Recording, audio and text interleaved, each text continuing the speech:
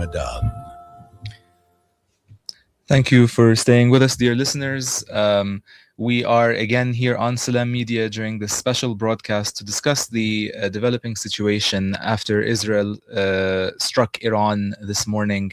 And Iran, of course, continued to strike back in retaliation. We are joined by our second guest of this broadcast. We are joined by Ustad Naeem Jeenah, who is a senior researcher at the Mapungubwe Institute for Strategic Reflection and the executive director of the Afro-Middle East Center. Assalamu alaikum. Thank you for joining us. Wa alaikum salam wa rahmatullah. I guess, as you know, the situation is obviously still developing, and we are quite, in the middle of, I guess, could be described as the fog of war. After Israel launched what it claims were preventative strikes against Iran, although I cannot see how these strikes can be preventative, considering that it seems that they will be plunging the region into a situation of possibly prolonged warfare. How do you kind of see the prognosis from how you're reading it at the moment? Yeah, I mean, clearly the notion of preemptive strikes is not only ridiculous, but also illegal under international law. Russia has said that they will be bringing the matter up in the Security Council for whatever that is worth. But in terms of kind of where it's going now, clearly this is not a, what they call a once and done thing. Both the US President Donald Trump and Israeli Prime Minister Netanyahu made it clear in their statements that this is not a once-off, that it is going to be a sustained campaign. And both of them have actually set a goal, which, Netanyahu should have learned this. Setting goals that are unachievable is what he did in Gaza.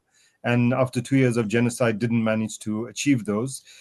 They've both set the goal for this attack on Iran as being regime change, except that they're not willing to put soldiers or boots on the ground to do that. They're calling on the Iranian people to do that. And so if regime change does not happen, that means that they have, they've lost, essentially, because that is their primary goal. Both of them have been very in their statements. The Iranians responded in a sense, in a way that they said they would. They've attacked Israel. They've attacked American bases in the region. This is still early hours of the Iranian response. So I don't think we should expect by this point that many of the bases will get hit. Certainly the base of the Fifth Fleet, the headquarters of the US Fifth Fleet in Bahrain was hit by one missile.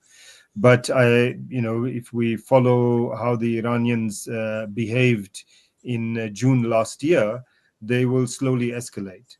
The intention from the Americans and Israelis also was to again decapitate the Iranian leadership, as they tried to do in June last year. From what the Iranians are saying, none of that has happened. There's some reports that one or two generals have been assassinated, but Ali Khamenei has been evacuated. The president Pezeshkian is safe, and it doesn't seem like that has succeeded in any kind of way. So yeah, I mean, I think that we're looking at a long, drawn-out campaign.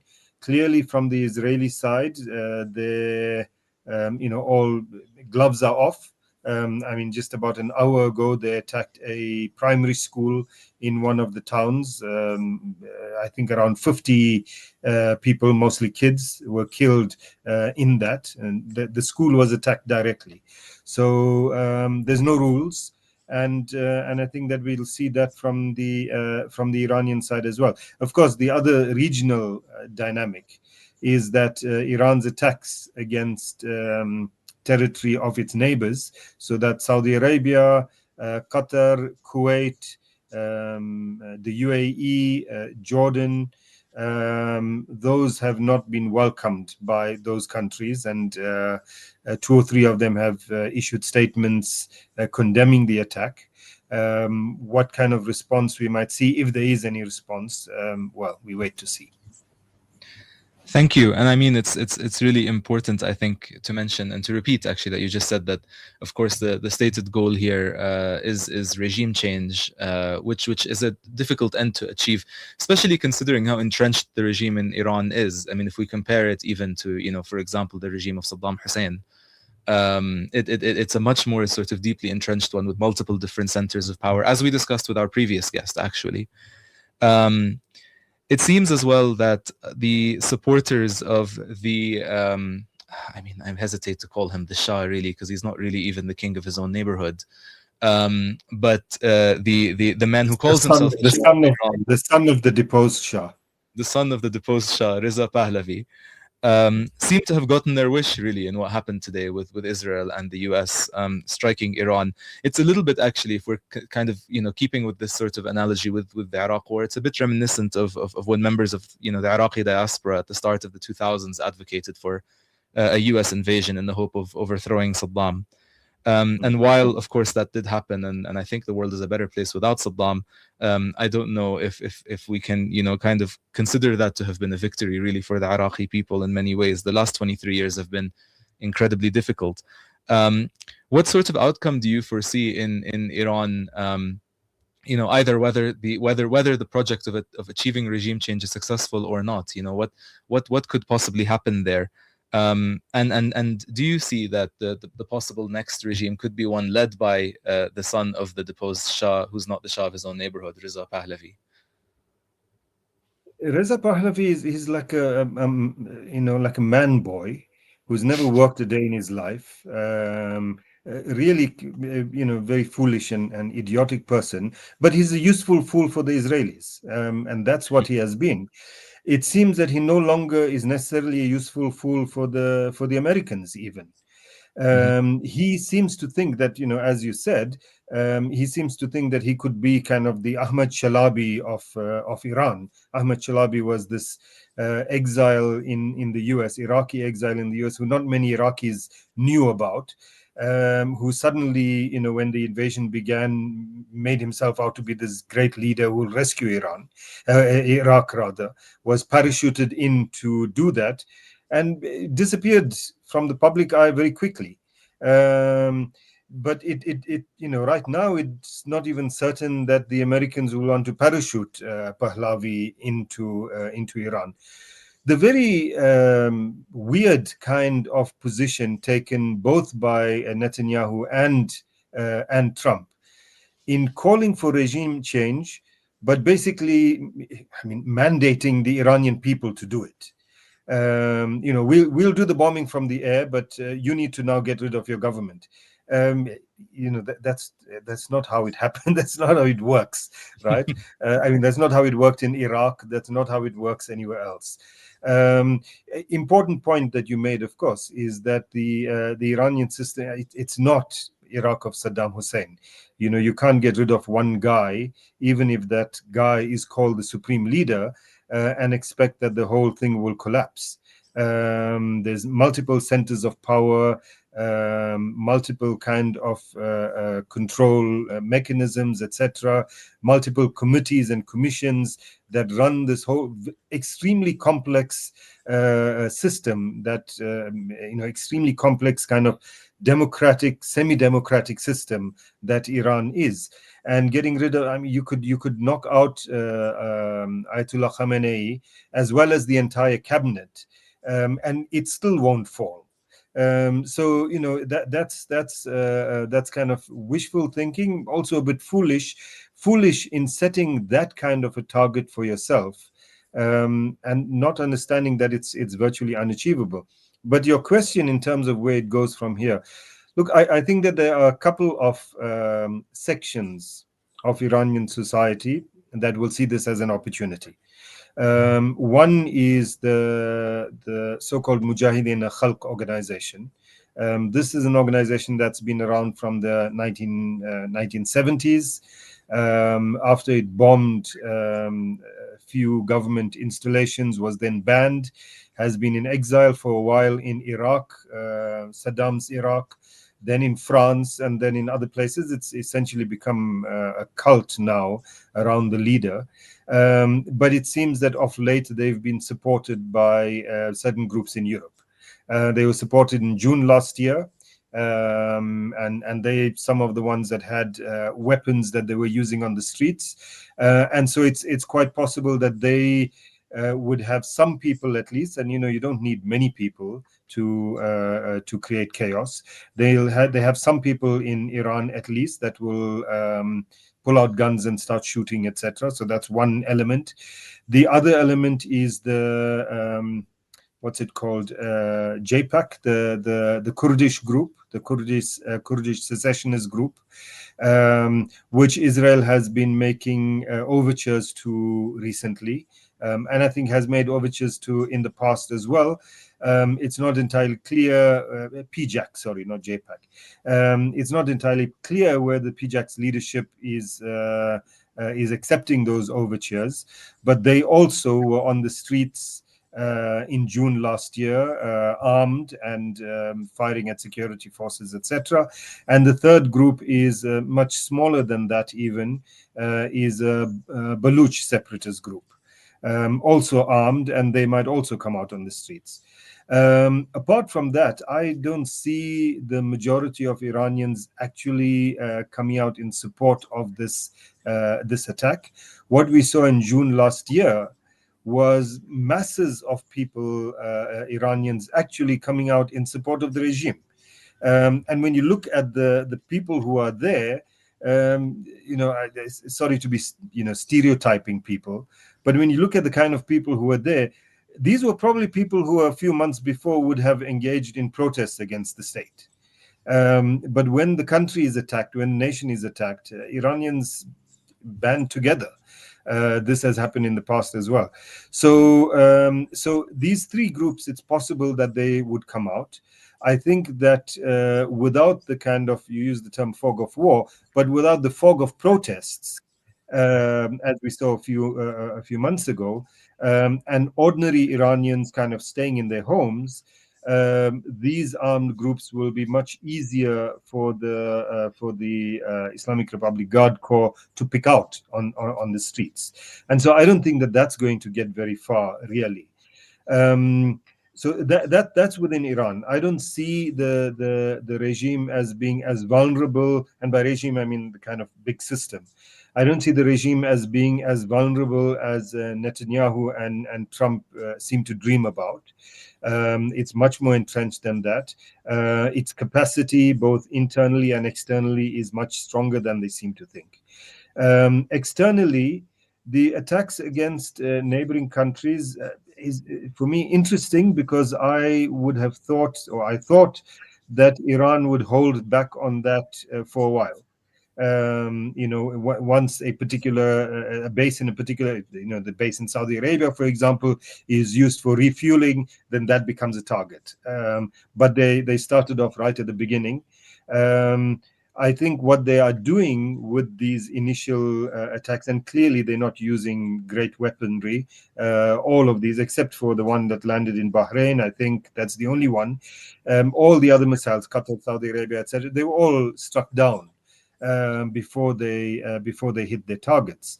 But what these missiles are doing is expressing Iran's seriousness in what it said previously, and that is that it's willing to attack American bases everywhere in the region, and is also a message to these countries that don't allow the Americans to use these bases. Otherwise, things would get worse for you. So I think it's still, as I say, early hours. Tonight we'll probably see a much stronger Iranian response than we've seen during the day. But by the same token, we might see a stronger attack from the Americans and Israelis as well. Thank you. And I'm going to ask you to stay with us for a few minutes as we go to ads, and we can continue discussing this right after that. So please stay with us, listeners. In a few minutes, we'll be back to continue speaking with Naeem Jeenah, Senior Researcher at the Mapungubwe Institute for Strategic Reflection and Executive Director of the Afro-Middle East Center. See you in a bit. It's a wonder how kids get anything done these days. With all the distractions, when do they even get time to study? As a mother, all I can really do is make sure they have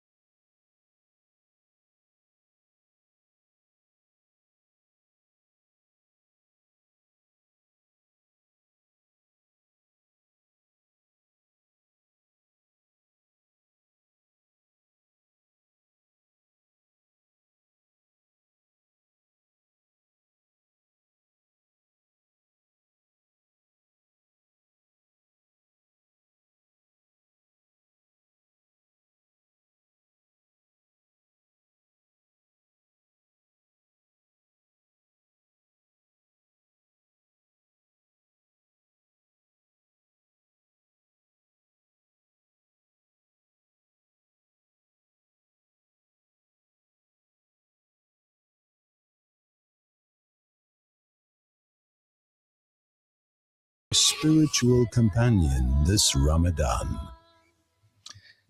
Thank you, listeners, for staying with us. And of course, a big thank you to Naeem Jeenah, our guest, senior researcher at the Mapungubwe Institute for Strategic Reflection and the executive director of the Afro Middle East Center.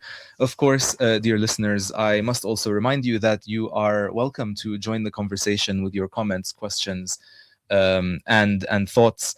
You can call the studio line at 011-680-0355. You can reach us on WhatsApp at 061-766-0355. You can also reach us on X by tweeting at us at Salam Media. And of course, we are broadcasting live on Facebook, facebook.com/Salam Media, and on the website, salammedia.com/listen-live. Thank you for staying with us, Naeem. Welcome. So just before we went to the break, we were talking about all these different possible sort of organizations or actors that could kind of come out of the woodwork in Iran and seek to kind of take advantage of this situation. I think it's really interesting as well to point out that in Venezuela, for example, when the US carried out their operation there, many expected that the person to be installed in place of Nicolas Maduro would be Maria Corina Machado, who had just won the Nobel Peace Prize. And what happened rather was that Maduro's vice president Delcy Rodriguez was put in place instead. We do know, of course, that the US does host Reza Pahlavi, and we also know that in 2022, Donald Trump's former Secretary of State during his first term, Mike Pompeo, actually paid a visit to the headquarters of Mujahideen-e-Khalq in Albania. And had been nurturing a relationship with them for some time. So I guess these are all different things to sort of keep an eye on in terms of the emergent situation out there in Iran and what could possibly happen should the current regime be deposed in any way. But kind of shifting gears a little bit and looking kind of more towards the global impact. Just last year, the BRICS bloc was expanded to include Egypt, Ethiopia, Indonesia, Saudi Arabia, the UAE, and of course, Iran. And while there were obvious tensions between BRICS states in the past, I mean, most notably, obviously, between India and China, India and China just a few years ago had an armed engagement in the occupied region of Ladakh.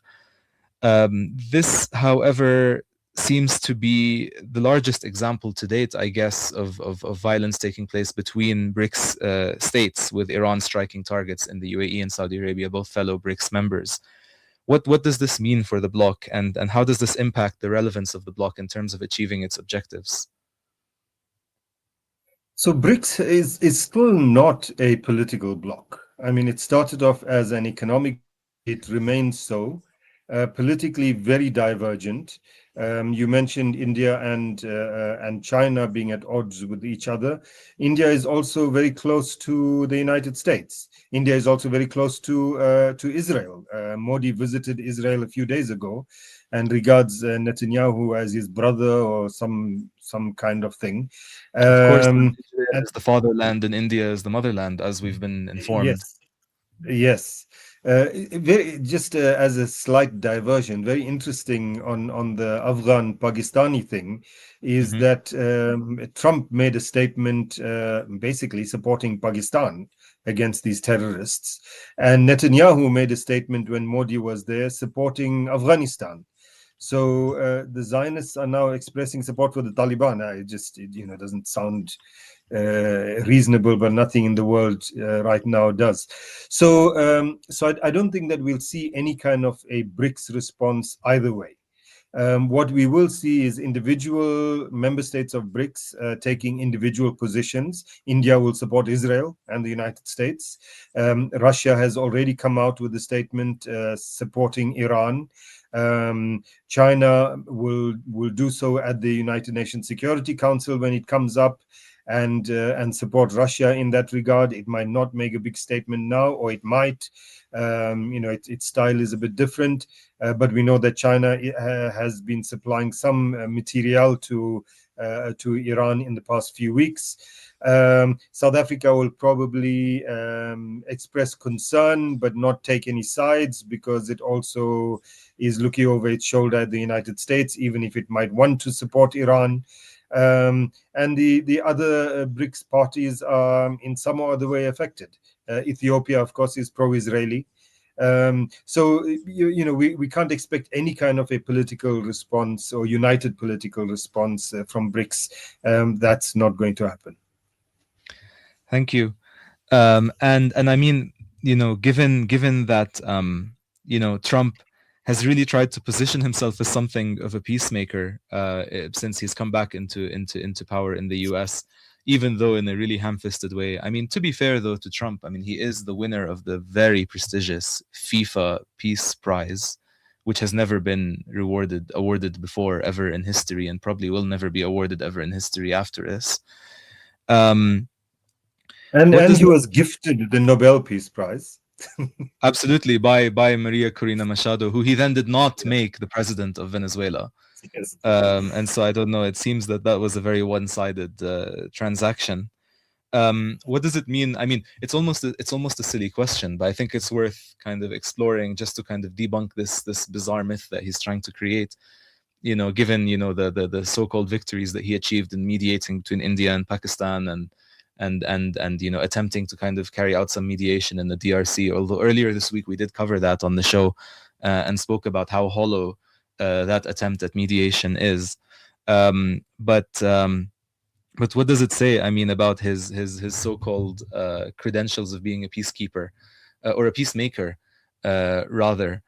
Given that he effectively capitulated to Israeli pressure to start what could be one of the most major wars of the century. Yeah. I mean, that's interesting, because his platform, his campaign platform, one of the planks of that platform was that he's not going to do what the neocons did in the past. They started all these wars, and he's going to end wars, and not going to start any new wars, and not going to send American children to die for other people's wars. This was his kind of rhetoric, and he claims to have stopped 8 wars or 11 wars, or who's keeping count right now. But one theory is that he got so upset after he didn't get the Nobel Peace Prize that he decided he might as well get a war prize. But I think that more seriously, that really is high on his agenda. I think he has a particular political project, and those who come in the way of that project will pay the price. Venezuela, for example, Cuba, for example, possibly Canada, possibly Greenland, could be paying that price as well. Iran is very much about Israel. trying to get Israel off his back.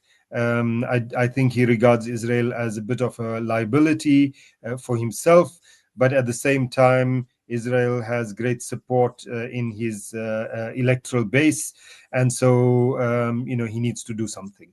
And this also, the way in which Netanyahu has, I think, he made his 6th trip to the US in the past year, just recently, trying to convince Trump to actually attack Iran. And for Trump, all of these things, the cost, there's no personal cost to him, so it doesn't really matter. So okay, let's just get the Israelis off my back and make it look like I did a good thing for them. We'll attack Iran, and how many American soldiers would die is not really that relevant as long as he gets what is required. So it's all his claims generally are hollow. His claims about wanting to make peace are entirely hollow. Everything else is just as hollow. But saying that, we shouldn't think, as we often talk, that he's an idiot. He is part of an American project that he's very proud of. That project was about being a kind of global, from their perspective, global protector, from the perspective particularly of people in the global south, global aggressor. He's changing that somewhat, and I think that he wants his legacy to be this thing, what he's now calling the Donroe Doctrine. Secure the Western Hemisphere. The Western Hemisphere belongs to the United States, and that includes the whole of South America, the whole of Latin America. It includes Canada. It includes Greenland. And once that is done, he's been successful, and the rest of the world can go to pot. So I think that is his project, and he's going to move in that direction. We still have 3 years left of him. This war now, which, as you say, potentially could lead to a long regional war, and potentially with global implications. I say global implications rather than saying a world war, because I don't believe that even those other two were world wars, really. They were European tribal wars. But because I don't think that the whole world necessarily will get involved in this war. But what it does is it creates a particular kind of conditions, the kind of conditions that gives a license to Russia to say that we don't have to act in terms of international law. Go for it, right? And do what you want in Ukraine. That says to China that, we want to take Greenland, you can take Taiwan, go for it. So I think it creates this kind of a license that could result in wars all over the place. So not a global war, not a world war, but wars all across the globe. And so potentially this one, not a Venezuela, not a Cuba, but this one could see a complete kind of overturning of whatever is left of a global order. Thank you so much. And that's a very somber note to end on, but I think a very important one, given that just as well yesterday we were discussing, with our guests, what could Trump's actions mean for the thought or the idea that we have something that is called a global order. But I think on that note, we can end. Thank you so much for joining us, Naeem Jeenah. You are a senior researcher at the Mapungubwe Institute for Strategic Reflection and the executive director of the Afro-Middle East Center. Always a pleasure to speak with you. Thank you. Assalamu alaikum wa rahmatullah. Alaikum salam wa rahmatullahi wa barakatuh. Dear listeners, please stay tuned. We'll be back again after this short break to continue discussing the developing situation out there between Iran, Israel, and the remaining countries in the region.